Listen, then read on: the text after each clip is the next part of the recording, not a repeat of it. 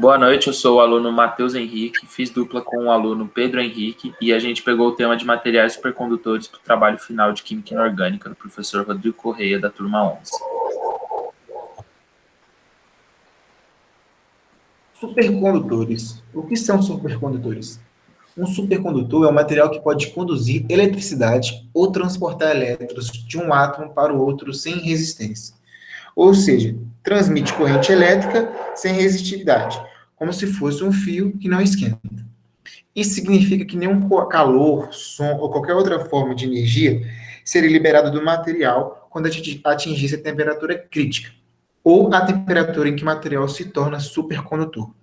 Os metais são bons condutores de eletricidade e suas condutividades aumentam com a diminuição da temperatura.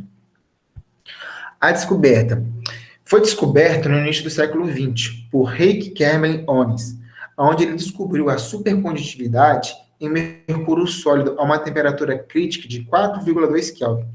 Nessa temperatura, o hélio é um líquido, então, por sua vez, é uma temperatura realmente muito baixa. Como ele trabalhava nessa linha de criogenia, de liquefação do hélio, em 1911 ele descobriu que os metais mercúrio e chumbo se tornaram supercondutores a uma temperatura de 4 Kelvin. Em 1913, onde ele recebeu o Prêmio Nobel da Física pelas propriedades da matéria às baixas temperaturas e pela produção do hélio líquido. A temperatura crítica, ela é a temperatura que o material se torna supercondutor. Nessa temperatura, a resistência cai bruscamente. Em geral, né, todos os metais, conforme vai diminuindo a temperatura, vai diminuindo a resistividade, como dá para ver aí no gráfico. Mas o supercondutor, quando ele atinge a temperatura crítica, a resistividade basicamente zero.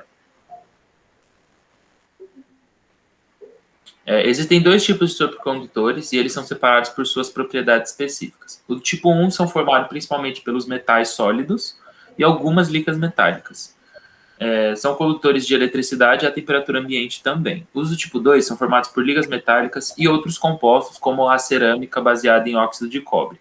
Em geral, a temperatura crítica do tipo 2 ela é muito mais alta que a temperatura crítica do tipo 1. Tipo 1 de supercondutores. A temperatura crítica é extremamente baixa, e isso por quê? Porque quanto menor a temperatura, menos há vibração nos átomos, e aí o fluxo de elétrons fica muito melhor. Quando se chega na temperatura crítica, basicamente não há vibrações no átomo, e o elétron flui tranquilamente. E por conta disso, a resistividade cai abruptamente, entrando no estado supercondutor, ocorre o efeito Meissner, e o único meio de alcançar a temperatura crítica de metais é usando o hélio líquido, que infelizmente é muito caro. Os tipo 2 supercondutores são formados por ligas metálicas ou cerâmicas baseadas em óxido de cobre. Em geral, a temperatura crítica dele é mais alta que a temperatura crítica do tipo 1. O mecanismo atômico que leva à supercondutividade ainda não é completamente desvendado. Então, não se sabe por que a temperatura crítica dos supercondutores de tipo 2 é muito maior que a do tipo 1, para poder entrar no estado de supercondutividade. A transição do estado supercondutor para o tipo 2 ela é gradual, enquanto a do tipo 1 cai abruptamente. Então, a do tipo 2, a resistividade cai mais lentamente do que a do tipo 1. E alguns metais, como o nióbio e o vanádio, eles pertencem aos supercondutores do tipo 2.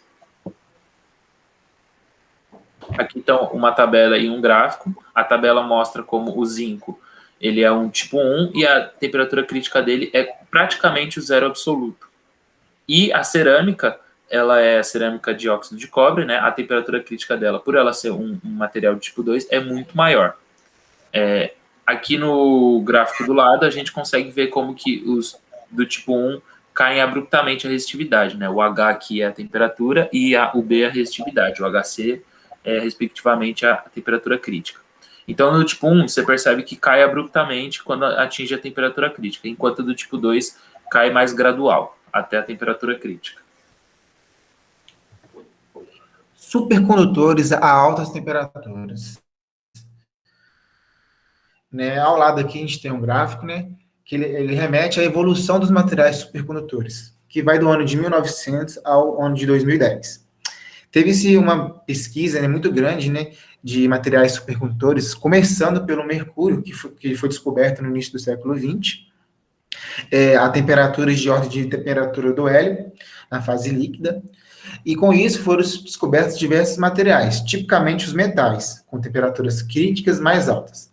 Até que então, em 1986, houve-se a descoberta da chamada cerâmica supercondutora, que por sua vez não é um metal, mas que possui temperaturas críticas bastante altas comparadas com aquela do mercúrio.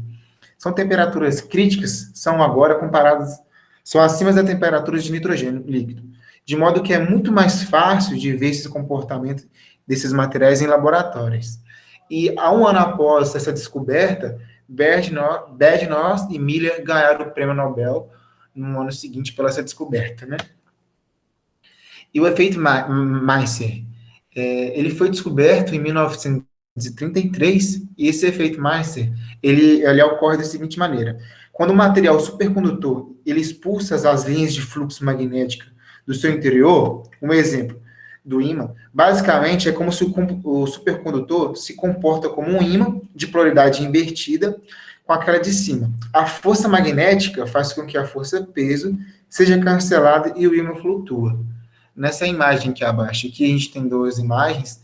Na primeira aqui, onde a temperatura é maior do que a temperatura crítica, onde o material não é um supercondutor, as correntes superficiais passam pelo material e não ocorrendo nada. Na figura ao lado, onde a temperatura crítica é menor do que a temperatura é menor do que a temperatura crítica, o material é um material supercondutor.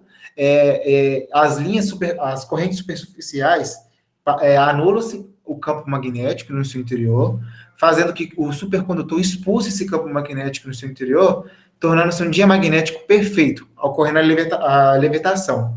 Um exemplo disso é um ímã, né, em cima de um material supercondutor, e a gente pode ver, se a temperatura estiver baixa, a gente consegue ver o ímã flutuando ali, e assim que quando a temperatura volta ao ambiente, se a gente resfriar isso, e quando ele volta ao ambiente, o material cai, não ocorrendo a levitação.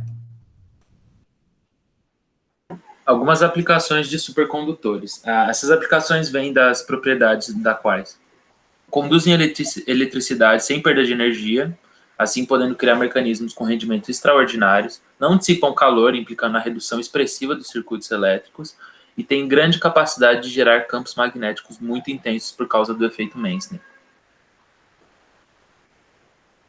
Aqui algumas figuras para exemplificar. O trem-bala, ele é possível por conta desse efeito Meissner. Então, o trem-bala ele não tem trilhos, então ele não tem um atrito, ele basicamente fica por levitação dos supercondutores, e o único atrito que o trem-bala tem é com o ar, por isso que ele atinge uma velocidade tão gigantesca.